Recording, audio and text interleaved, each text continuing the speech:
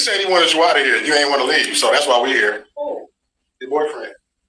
I'm on the phone with the landlord right now. Like, what you need? Like what you need? Like, he should off the check of my love, sister to me. This is house. Who? This is house. This house. It's our house. See, look, you come upstairs right now. You come over. Yeah, that's what I'm saying. You keep talking about me. Tell us some this, but you lived with your mama when he moved here. First of all, he stayed around the corner. He wasn't even staying here. We ain't gonna do that. I know. I ain't walking towards you. But this is my house. Towards you. I don't give a fuck. This is my house.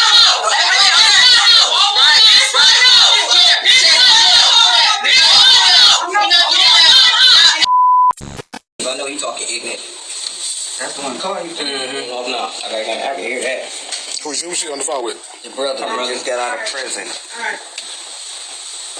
Justice for ZIYAH. Mark DeAndre was contacted by Marquita Harris's boyfriend, which is Shannon Harris's sister, twin sister. They are the aunties of ZIYAH Harris, who went missing January 9th, 2024. This situation ended up really bad, and it could have been worse.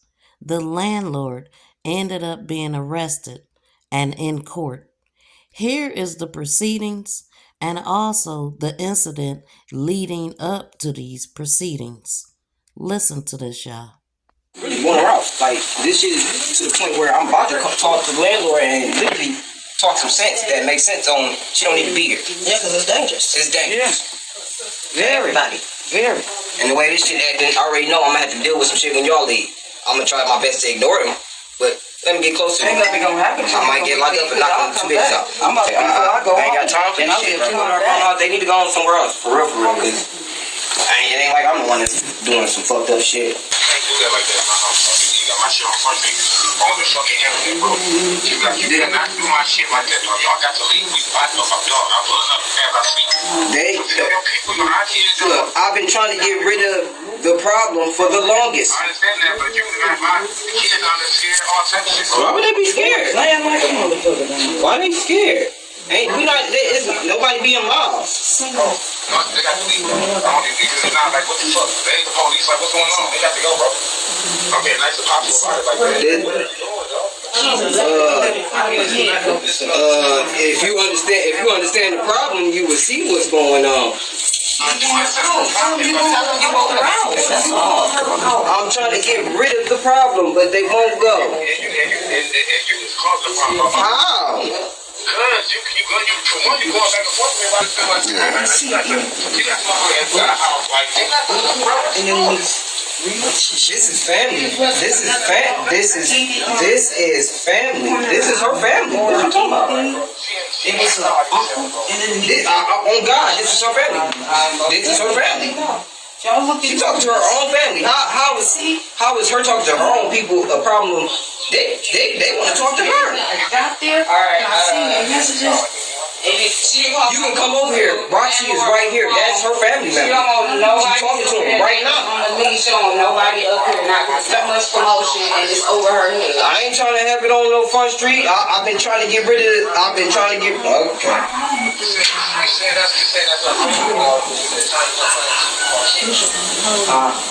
So it's definitely looking like this podcaster call for help just blew up in his face. Listen in to these proceedings. Johnson waived formal briefs and he's been advised of her rights. Court will have a guilty plea on behalf of Ms. Johnson. Bond recommendation from the people.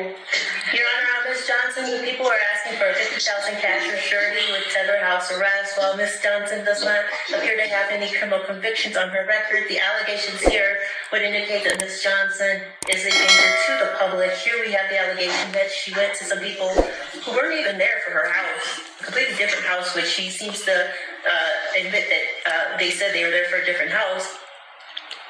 But she is alleged to have pointed firearms at multiple people, and fortunately, this is a situation that could have ended up much worse, as the one complaining witness actually had a firearm and ended up deciding to put it down and try to de-escalate the situation. But here, the one complaining witness indicated that the defendant was irate and telling them to leave. saying that if they didn't leave, they would shoot. And Your Honor, it wasn't just these two complaining witnesses. There were workers there as well who were doing the eviction, Your Honor. And then we have that when police arrived there, they see Miss Johnson in the street, and she does have a firearm on her. So, Your Honor, we have concerns for the safety of the public here. The one complaining witness said Miss Johnson was going on about a missing 13-year-old girl, and he had no idea what she was talking about. So it's unclear what exactly would have been make this make sense. But Your Honor, there was a third-party witness who indicated that he saw this defendant pointing a gun at other individuals. He corroborated that she shot a round into the air. And so, Your Honor, given that we have some individuals who apparently were not trying to be hostile to Ms. Johnson, were not even there for anything having to do with her, they had firearms pointed at them and threatened to be shot. So given that there's this danger to strangers, we think there's a danger to the public. Given that one of those complaining witnesses is the landlord for the nearby property, it is likely that he will be near there in the future as he continues to do things with the property. And so we think that this is an ongoing threat. We're asking for $50,000 cash and surety with other house arrest. Mr. Reagan? Judge, I'm glad Ms. Douglas said, it doesn't make sense. Let me make it make sense. Let me make all of this make sense. So I just want to know, I don't want you to make it make sense. I want your bond argument. I'm about to give you my bond argument. It's going to make sense. So, Judge, my client lives at a residence on Grand Street. She lives in a two-family flat. Above her, she's a landlord. Above her is the aunt of ZIYAH Harris, who lives with her boyfriend.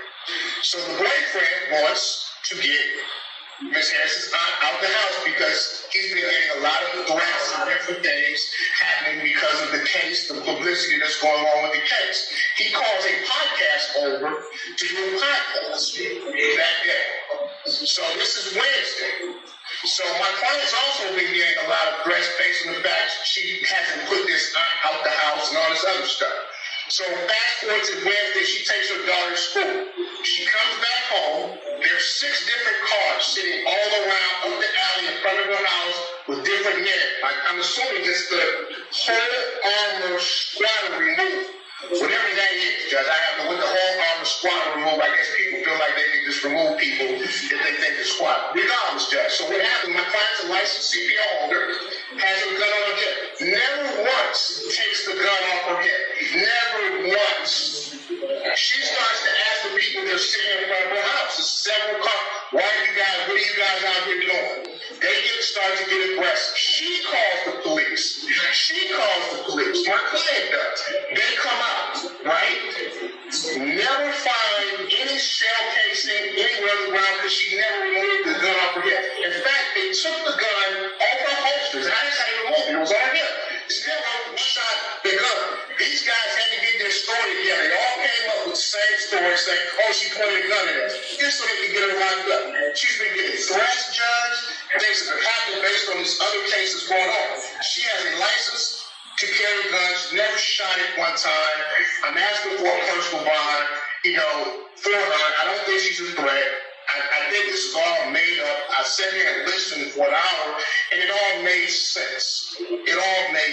Judge. And I'm just asking you to take my bond argument into consideration when setting bond.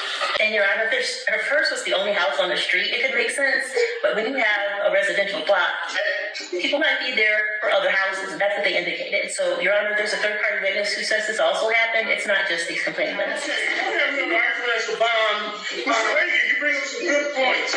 Whenever I look at these type of matters, there's various factors I look at. 1, where the incident occurred. 2, one of the factors that points to your client's favor is she's a CPO holder. And 3, the argument could be made that she was acting in self-defense. The report indicates she fired a shot in the air, and I can understand being a woman by herself, seeing gentlemen and people around the house, you can be fearful. And I'm like, for her safety, I get it. That's why she's probably a CPO holder. And like I said, both witnesses say that the defendant fired one round in the air during the verbal altercation, which means she could have shot it at somebody, which means she meant business. So I'm going to give her $100,000 personal bond in this matter. While this case is pending, ma'am, you're not possessing handguns, firearms, or other dangerous weapons. No contact with Anthony Jones nor Anthony Pollard. Probable cause February 11th. Preliminary examination February 18th. Both the front judge. If you could put yourself in the place of any of these people, how do you think you would have handled the situation? The best thing we got out of it all was what came out of Shannon's mouth. That's not how it went at all. This is when I found out I was pregnant. I took the pregnancy test and I asked her how I'm pregnant. I said it's into the lines for one spine. Yeah. So, yeah. So, I'm going to the pregnancy test. Yeah, okay. This is weird. John, I don't want to be the parent.